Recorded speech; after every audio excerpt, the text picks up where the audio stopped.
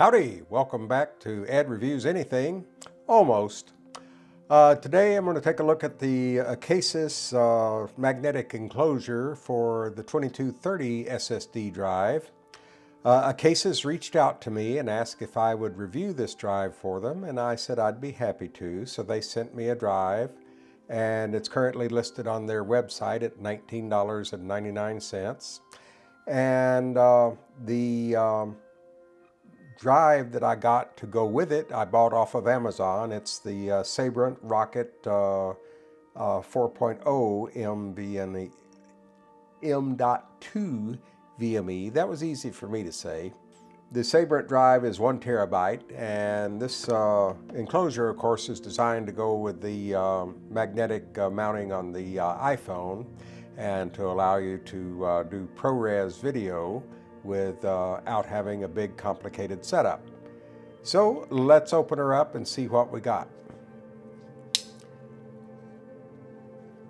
We'll just open up the drive first.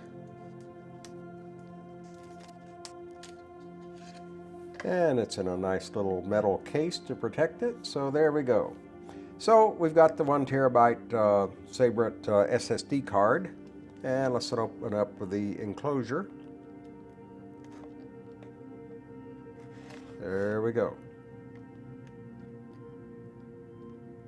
They don't let me have sharp objects too much, but I sneaked this one by.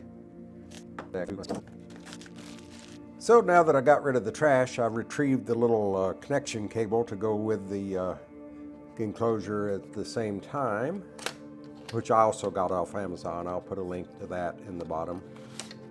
And let's see here what we got. Oh, well, they included a cable for it. So there you go. I didn't even need to order one off Amazon. Got the two little, well, actually one grommet and one spare to lock the drive into the enclosure, and the thermal pads there. And then our enclosure itself, and appears to be a magnetic ring that goes with it. So we'll take a look at that. And we'll just try both of these cables. This is the one that came with the enclosure, and this is the one I got off Amazon. So we'll see. I'm assuming theirs is probably going to be a little more neat and work better. So we'll take a look at that. And to open the drive, now as I said, the Acasis drives, every one I've looked at so far, has been a tool-free installation, and I really like that. So this one we just pop open on the end here, and there's our card plug in. So we'll just plug it in, and there's our USB-C type connector. So let's get our SSD card out here and install it. This clips right in, and let's pull out one of the grommets and just slide it on the card right there, and then press down, and there you go. That's all in the world there is to it. Make sure I put this thing on in the correct direction. All right, let's see if I can hit this slot here. Okay, there we go.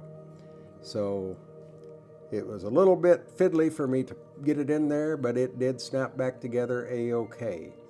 So let's take a look at our thermal pad here.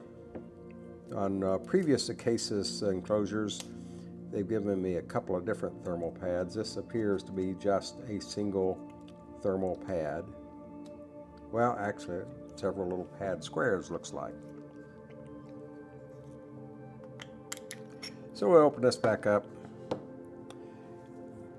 and just put a couple of the pad squares on top of the drive. Okay. There we go.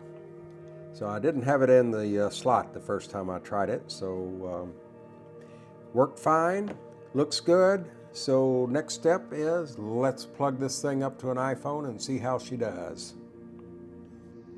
Well, I did a couple of test videos using the Acasis MagSafe enclosure with the Sabrent disk card in it. And the first one was a little 2-minute clip going around my messy office here where I just moved into a new house. Should have it straightened up here in a couple of years.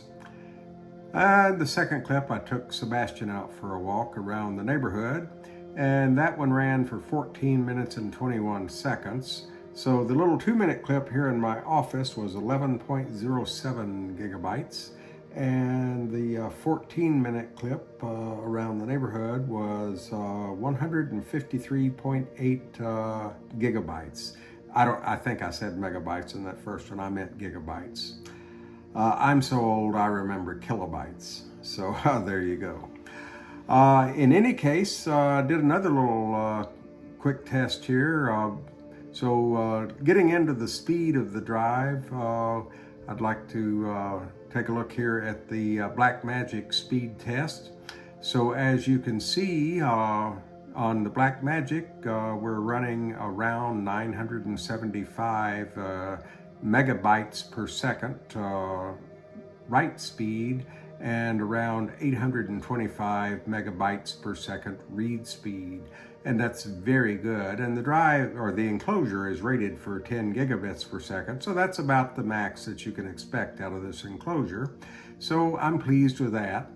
Now the other thing I did was I took a look at the actual transfer speed on those files, and the 11 gigabyte file took 13 seconds to transfer onto my regular SSD that I use to edit Final Cut Pro. And the 153.8, or call it 154 gigabyte file took 3 minutes and 1 second to transfer. So that just ain't bad at all, the way I look at it. And one thing I do want to examine a little further here is the native camera app on the iPhone 15 Pro Max. When I recorded the 2-minute clip around my office, I did not get any error messages from the native camera app. However, when I recorded the 17-minute clip, I did get this error message at the end of it indicating that the recording speed was too slow. And I clicked on Learn More, and it took me to a web page on the Apple website, and I did a little reading there, and it says that ProRes is supported in the iPhones with 256, 512, or 1 terabyte storage capacity. 4K at 60 frames per second requires using an external storage device that supports a speed of at least 220 megabytes per second and a maximum power draw of 4.5 watts. Now we've already clearly seen that the Acasis Enclosure with the Sabrent SSD card is capable of well beyond 220 megabytes a second. In fact, it was approaching 1,000 megabytes per second. So that should not be the problem. So then I connected a little USB power meter between the Acasis Enclosure and the iPhone, and proceeded to record a little bit more ProRes video. And as you can see from this clip here from that, the power draw was only about 1.5 watts. So that shouldn't be the problem either. So I don't really know what it was complaining about. Now also I will mention I did go back and review the footage from end to end, and I could not detect anything in the way of a dropped frame.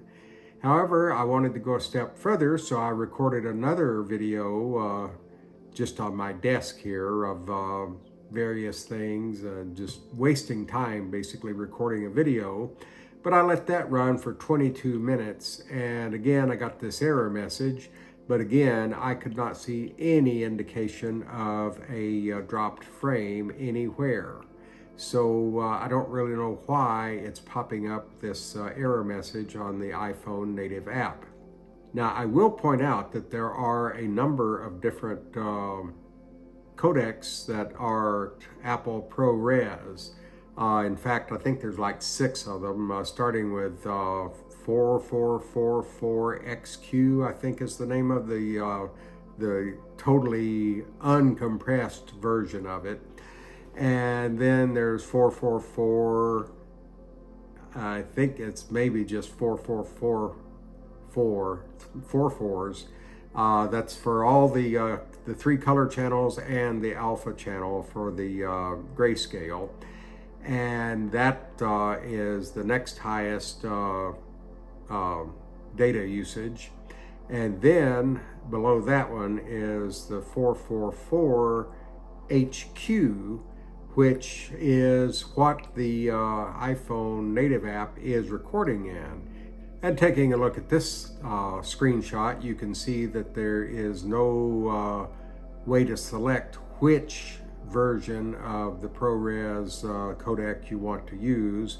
So I got to looking around a little bit, and I've been working with the Blackmagic camera app a little bit. I'm certainly no expert on it by any means at this point, but I do intend to dig into it further.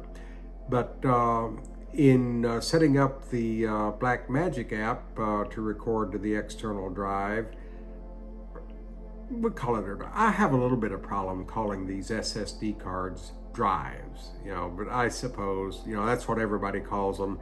But in any case, when I set the Blackmagic camera app up to record to the external SSD card, it did allow me to select ProRes LT, which is still a very high quality codec, but it produces a much smaller file size.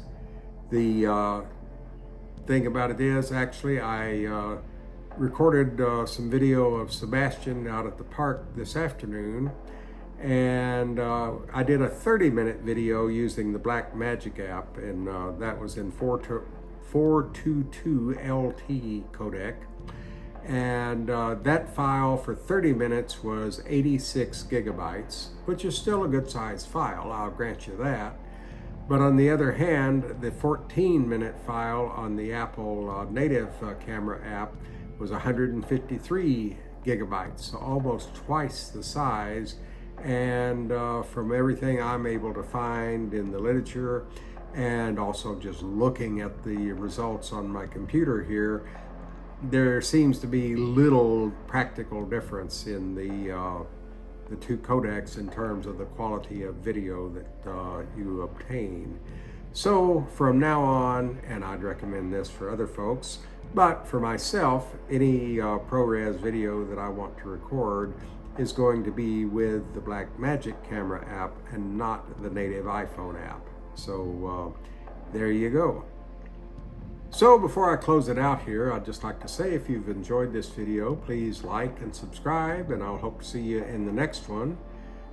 So in conclusion, this video was to review the Acasis Enclosure, which again, they sent to me at no charge. I did purchase the SSD card to go into it from Amazon. I chose the Sabrent card. And I have to give the Acasis Enclosure very high marks. The MagSafe holds onto the back of the iPhone just very firmly. You've got to give it a good tug to pull it off. The little cable that they included with the enclosure is very nice. It's very neat. Got the little 90-degree connector on it, and it worked out much better than the aftermarket cable, or the alternative cable, I'll call it, I guess, that I did order from Amazon. I did try that cable. It worked just fine, but it's longer and it's not as neat as the cable that comes with the Acasis drive, so there's no reason to order any other cable. It's good to hold in your hand. It's not bulky. I enjoyed it. In fact, I actually think it gave me a little more to grip onto to hold the iPhone, because I don't use a cage or anything. I just have, up till this point, just been using the iPhone just strictly handheld to do my videos, except in cases like this. I'm actually recording this in the iPhone right now, and it's obviously in a tripod at the moment. If I'm just out getting video around the area, it's always been handheld. So I like the little extra space to grip onto the Acasis enclosure on the back of the iPhone. It makes it a little easier to hold, I think. So all in all, I'm very pleased with the Acasis enclosure, and I can, without any reservation, say that I would buy it myself if they hadn't sent me one already. But I would recommend using the Blackmagic app, and as Forrest said, that's about all I got to say about that.